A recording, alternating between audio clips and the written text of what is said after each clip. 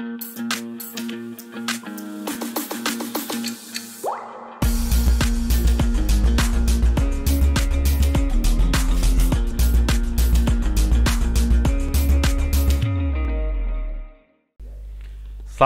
warahmatullahi wabarakatuh. Salam Pramuka. Ketemu lagi dengan Kak Awang. Pada hari ini kita akan belajar mengenai metode kepramukaan. Kalau kemarin kita sudah belajar mengenai prinsip dasar kepramukaan, pada hari ini kita akan belajar mengenai metode kepramukaan. Apa metode kepramukaan itu? Secara garis besar, kalau metode itu kan cara ya. Kalau kepramukaan itu adalah kegiatan ala pramuka.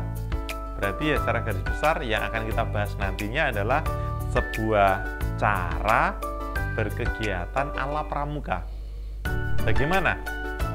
Tertarik? Yuk kita belajar, kita ulas lebih lanjut mengenai metode kepramukaan. Kalau kita analogikan di dalam gerakan pramuka, dalam pendidikan kepramukaan itu menjadi sebuah bangunan. Ada sebuah fondasi, ada dinding bangunannya, dan ada atapnya. Ya, fondasi kemarin kita sudah membahas bahwa fondasinya itu adalah prinsip dasar kepramukaan yang menjadi fondasi utama dalam pendidikan kepramukaan. Prinsip itu adalah sesuatu yang menjadi dasar dalam berpikir dan bertindak. Jadi, seorang pramuka harus mempunyai pijakan yang kuat mengenai prinsip dasar kepramukaan. Yang kedua adalah metode kepramukaan itu dindingnya atau bangunannya, struktur bangunan yang terlihat. Metode kepramukaan. Yang terakhir adalah kegiatan kepramukaan, adalah atapnya. Hari ini yang akan kita bahas adalah dindingnya. Apa itu metode kepramukaan? Metode kepramukaan itu adalah sebuah cara atau teknik untuk mempermudah tercapainya tujuan kegiatan kepramukaan. Masih ingat mengenai tujuan gerakan pramuka? Secara garis besar, tujuan gerakan pramuka ada 3. Pertama adalah membentuk seorang pemuda yang mempunyai karakter dan budi pekerti yang baik. Yang kedua, mempunyai jiwa nasionalisme. Yang ketiga adalah punya kecakapan hidup. Tujuan inilah yang akan dicapai dalam gerakan pramuka, yang akan dicapai dalam pendidikan gerakan pramuka. Bagaimana mencapainya? Cara mencapai yang termudah itu adalah menggunakan metode-metode kepramukaan. Nah, metode-metode kepramukaan ini yang akan digunakan dalam segala kegiatan kepramukaan dalam rangka mencapai tujuan gerakan pramuka. Secara garis besar, metode kepramukaan itu ada 8. Pertama adalah kode kehormatan. Jadi, pengamalan kode kehormatan di dalam gerakan pramuka, baik siaga, penggalang, penegak, pandega, masing-masing mempunyai metode gerakan pramuka. Harapannya adalah ketika seorang anggota pramuka itu memegang teguh kode kehormatannya, maka seorang anggota pramuka itu adalah akan terhormat. Dan kode kehormatan ini, pengamalannya selalu kita pegang teguh dalam setiap kegiatan kepramukaan. Masih ingat? Hafal ya kode kehormatan dasar dharma. Saya yakin adik-adik sudah hafal Trisatya dan dasar dharma pramuka. Yang kedua adalah belajar melakukan atau learning by doing. Seorang anggota pramuka dalam berkegiatan tentunya adalah berkegiatan secara terbuka, di alam terbuka, praktek secara langsung. Jadi di dalam pembelajarannya tidak hanya sekedar teori. Ketika seorang pramuka belajar mengenai tari temali, tentunya tidak hanya melihat di layar, di handphone, tapi juga harus bisa melaksanakan tali temali tersebut, dipraktekkan membuat pioneering, misalkan membuat struktur bangunan. Ketika seorang anggota pramuka belajar memasak tentunya tidak hanya menghafal resep yang ada di dalam masakan, namun seorang pramuka belajar memasak. Ada kompornya, ada bahan-bahannya, ada proses memasak, dan akan dinikmati bersama-sama. Jadi tidak hanya sekedar teori. Belajar melakukan ini jauh akan lebih membekas daripada hanya sekedar teoritis. Yang ketiga adalah kerjasama kelompok. Di dalam gerakan pramuka ada namanya sistem patrol atau sistem berkelompok. Masing-masing golongan mempunyai sistem berkelompok. Contoh, di siaga kita mengenal namanya adalah barung. Di penggalang ada namanya regu. Di penegak kita namakan sangga, di pandega ada reka. Lah, masing-masing kelompok ini akan dipimpin oleh seorang pemimpinnya masing-masing dan mempunyai anggota. Di sana seorang pramuka belajar bagaimana cara memimpin dan bagaimana cara dipimpin. Setelah belajar memimpin dan dipimpin, di sana akan belajar bekerja sama, berkompetisi. Belajar bersama dan berkompetisi. Sehingga terjadilah sebuah pembelajaran di dalam sebuah kelompok. Ini adalah salah satu metode kepramukaan. Jadi bekerja sama, berkompetisi. Yang ketiga adalah kegiatan menarik dan menantang. Menarik itu adalah berkaitan dengan sesuatu yang baru. Menantang berkaitan dengan memacu adrenalin. Jadi seorang pembina yang baik dalam kegiatan kepramukaan harus selalu menampilkan sesuatu yang baru bagi peserta didiknya. Jadi tidak monoton itu saja. Tidak hanya hari ini belajar baris, besok belajar baris, besok belajar baris. Adik-adik pasti akan bosan. Jadi belajar sesuatu yang baru, yang up to date. Kalau misalkan saat ini yang sedang ngetren misalkan TikTok, mungkin akan menjadi sesuatu yang baru. TikTok misalkan belajar bersama menggunakan TikTok, namun dibalut dengan kegiatan kepramukaan. Menantang itu adalah memacu adrenalin. Banyak loh kegiatan yang memacu adrenalin, misalkan high group, ada rappelling misalkan untuk teman-teman naik tebing, turun tebing, misalkan adalah meniti jembatan menggunakan tali, ada juga misalkan caving atau mendayung dan sebagainya. Namun kegiatan menantang ini kakak berpesan selalu didampingi orang dewasa dan selalu menggunakan perlengkapan yang aman, sehingga kegiatan-kegiatan yang ada dilakukan walaupun mempunyai risikonya kita kurangi sehingga kegiatan menjadi aman.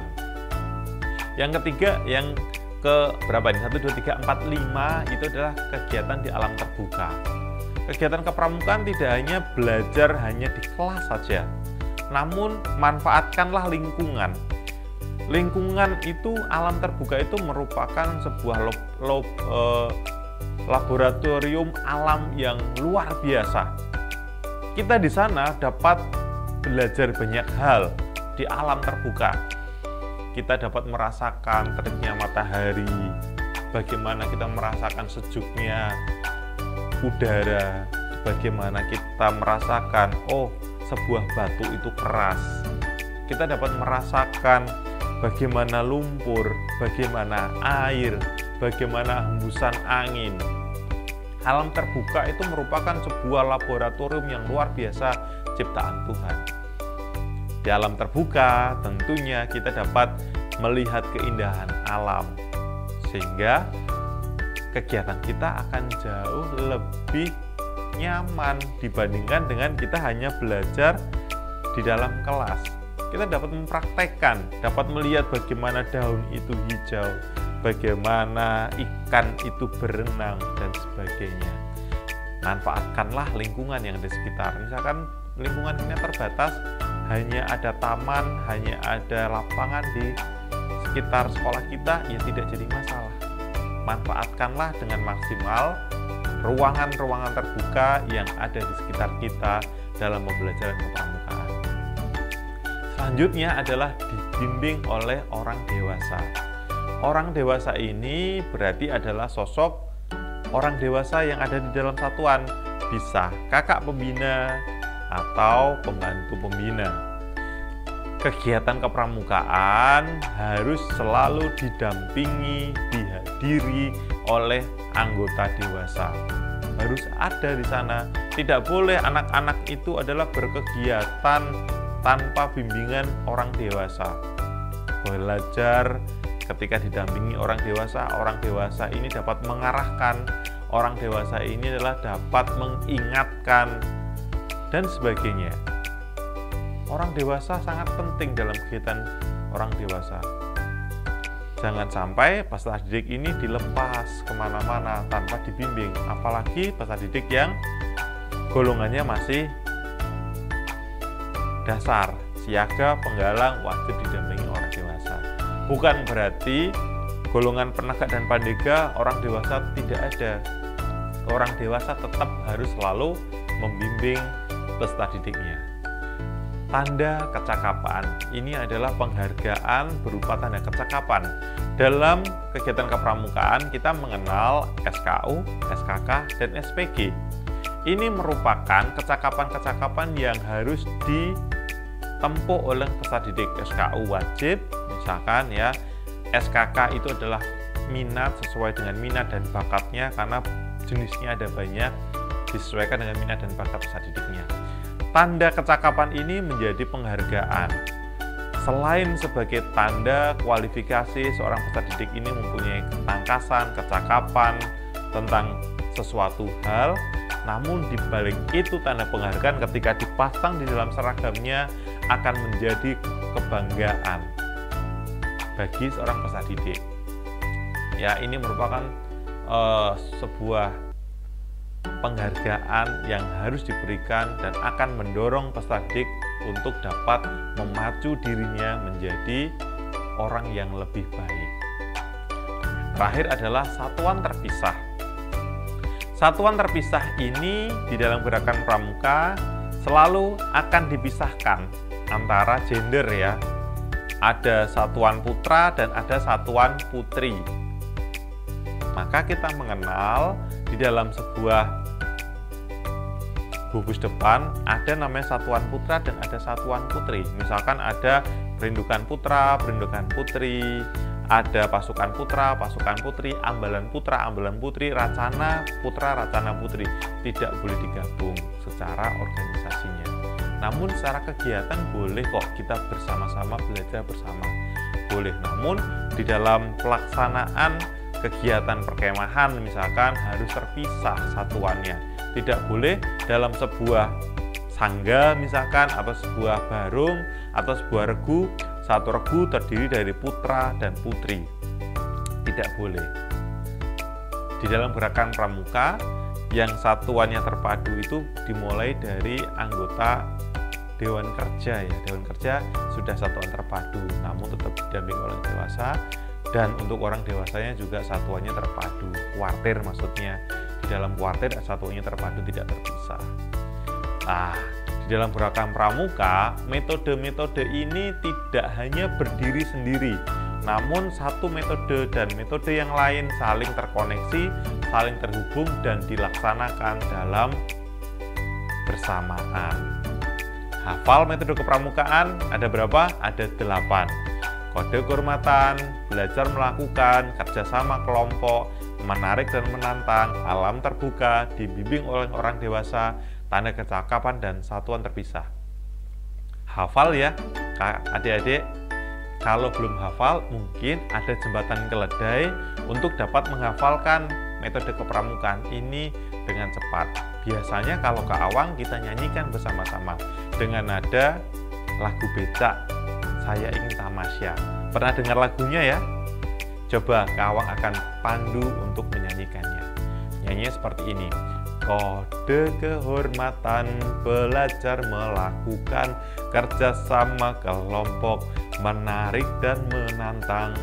Di alam terbuka, hadir orang dewasa, tanda cakap, satuan terpisah. Bisa menyanyikannya? Bisa menyanyikannya ya? Bisa. Coba sekali lagi dengan gerakan. Kalau kode kehormatan begini, kan hormat ya, jadi mudah mengingatnya. Hormat, belajar melakukan seperti ini. Kerjasama kelompok, paling gampang kerjasama kelompok begini ya.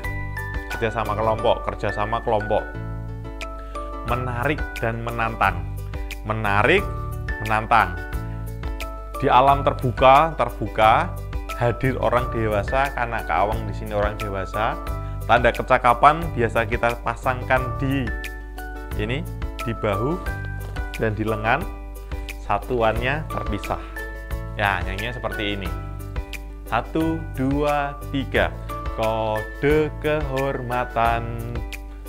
Saya kode kehormatan, belajar melakukan kerjasama kelompok, menarik dan menantang.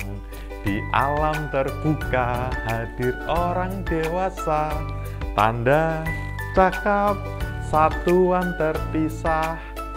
Mudah ya? Besok ketika menghafalkannya, salah satu metodenya adalah seperti itu. Oke, PDK dan MK yang tadi kita pelajari merupakan dasar dan yang membedakan kepanduan di seluruh dunia dengan organisasi kepemudaan yang lain. Mungkin adik-adik sudah melihat ada organisasi kepemudaan yang lain selain gerakan pramuka.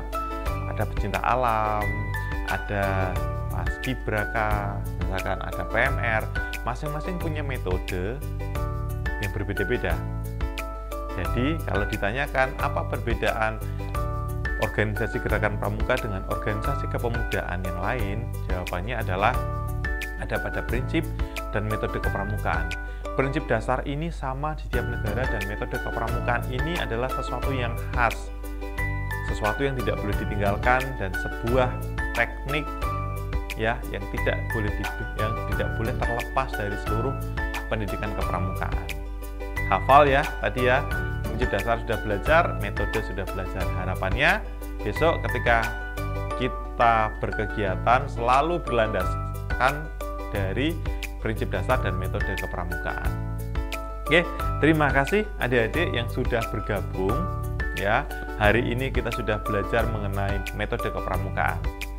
Pastikan adik-adik selalu berkegiatan dengan berlandaskan metode kepramukaan. Terima kasih, Kak Awang undur diri ya. Berjumpa lagi di materi yang lain. Assalamualaikum warahmatullahi wabarakatuh. Salam Pramuka.